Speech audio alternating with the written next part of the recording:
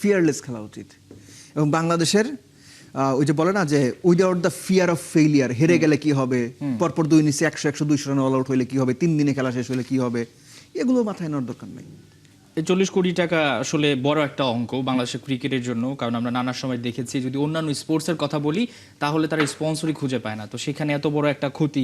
তামিম ইকবালের তো একটা ডাবল চ্যালেঞ্জ হয়ে গেল, এই টাকাটাও যে কোনোভাবে ওঠানো এবং বিপিএল না করলে সেই জায়গাটা ভিন্ন একটা টুর্নামেন্ট তিনি নিয়ে আসার কথা বলছেন। সেই জায়গাটা আসলে কি হতে যাচ্ছে, মানে ক্রিকেটাররা আবার কখনো দাবি তুলবে কিনা যে আমাদের সবচেয়ে বড় আয়ের উৎসটা বন্ধ হয়ে গেল এই বছর? কারণ অনেক ক্রিকেটার তো ন্যাশনাল টিমে খেলেন না, হয়তো বা বিপিএল এর জন্য অপেক্ষা করেন, এবং বিদেশিদেরও একটা ব্যাপার থাকে। সবকিছু মিলে আসলে কি করা উচিত এখন? প্রথম কথা হচ্ছে, এই যে বলা হয় যে বিপিএল ক্রিকেটারদের আয়ের সবচেয়ে বড় উৎস, এ কথাটা আমি মানি না।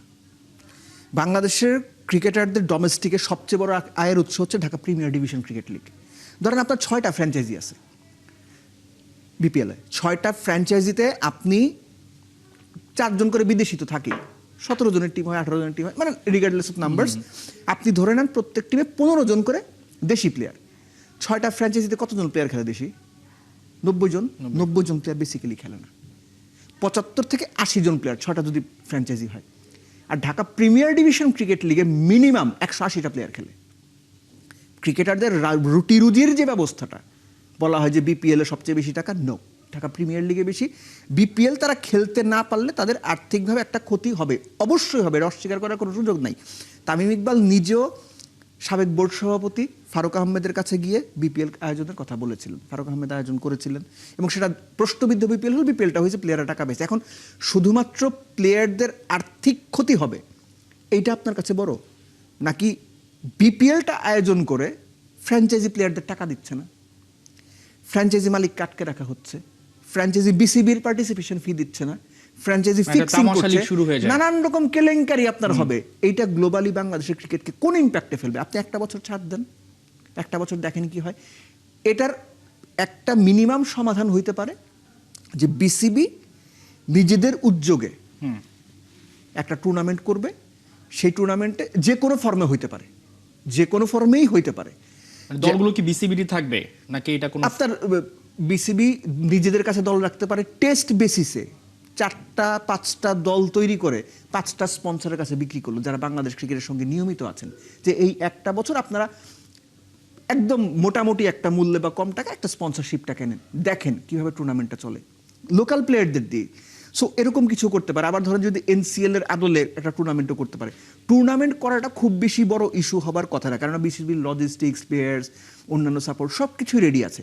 সো স্পন্সর পেয়ে যদি তারা করতে পারে সেটা বিসিবির জন্য একটা পজিটিভ সাইন হবে, এবং একই সঙ্গে যারা স্পন্সর থাকবেন যদি বিসিবি এরকম কিছু আয়োজন করে ডিউরিং বিপিএল বা ওই টাইমটাতে, তাহলে আমার মনে হয় যে অন্যান্য স্পন্সররাও যারা এই ধরেন 5টা ফ্র্যাঞ্চাইজির কথা আমি বললাম তর্কের খাতিরে, এই 5টা ফ্র্যাঞ্চাইজিতে 5টা গ্রুপ যদি অ্যাড হয় বাইরের, হয়তো এটা আরো 10টা গ্রুপকে আগ্রহী করবে যদি তারা দেখে যে না বিপিএলটা সুন্দর হচ্ছে। So there are so many issues, এবং একই সঙ্গে হচ্ছে যে এই কাজটা করার জন্য বিসিবির সময়ও আছে, বিসিবির অপরচুনিটি আছে। বিসিবি কতটুকু প্রফেশনালি করতে হবে আমি জানি না, আপনার সময় কতটুকু, জাস্ট ছোটো করে অ্যাড করে দিই। বিপিএলে এর আগে যখন বিসিবির আপনার সদস্য সচিব ছিলেন গভর্নিং কাউন্সিলর ইসমাইল হায়দার মল্লিক, উনি একটা কথা বলতেন যে ক্রিকেটকে ভালোবেসে বিপিএল আসতে হবে। সর্বৈব একটা বাজে কথা। আপনি প্রত্যেক বছর একটা বিপিএল ফ্র্যাঞ্চাইজি চালাতে গিয়ে ঠিকঠাক মতো যদি চালান, আপনার 10 থেকে 12 কোটি টাকা খরচ হয়। 5 বছরে যদি আপনি 50 থেকে 60 কোটি টাকা খরচ করেন, শুধু ভালোবেসে কেউ 50 কোটি 60 কোটি টাকা খরচ করে, এবং যারা আসেন সেটা যদি হইতো তাহলে বিপিএল এর আয়োজন করে 3 বছরে 40 কোটি টাকা লস দিয়ে বিসিবি প্রশ্ন তুলতো না। বিসিবি প্রশ্ন তুলতেছে মানে কি? এই টাকার লসটা গায়ে লাগে। সো আপনার ফ্র্যাঞ্চাইজির জন্য একটা উইন উইন সিচুয়েশন হয়, ফ্র্যাঞ্চাইজির জন্য একটা বিজনেস মডিউল থাকে, তারা 12 কোটি টাকা খরচ করে যেন অ্যাটলিস্ট 5 কোটি টাকা উঠাইতে পারে মার্কেট থেকে, সেটা টিভি রাইটস, টিকিট রাইটস, অন্যান্য কিছু আমি জানি না কি কি। এরকম বিজনেস মডেলটা যদি না থাকে বিপিএল কোনো দিন দাঁড়াবে না। শুধুমাত্র ক্রিকেট ভালোবেসে কোনো পার্টিকুলার গ্রুপ কিংবা কোনো ধরনের স্পন্সর 5 বছরে 50-60 কোটি টাকা খরচ করবে না। তাদেরকে মিনিমাম কিছু লাভের জায়গা দেখাতে হবে যে আপনি 50 কোটি টাকা খরচ করলেও যেন 20 কোটি 30 কোটি টাকা ওঠানোর একটা বিজনেস মডিউল থাকে, নইলে হবে না। সেটাই হয়তো বা হতে যাচ্ছে, আমরা সেটাই ভাবছি। নিশ্চয়ই তামিম ইকবাল একটা ব্যাকআপ প্ল্যান করেই হয়তো বা বিপিএলটাকে করবেন না, হতে সেই পারে। কথাই বলেছেন।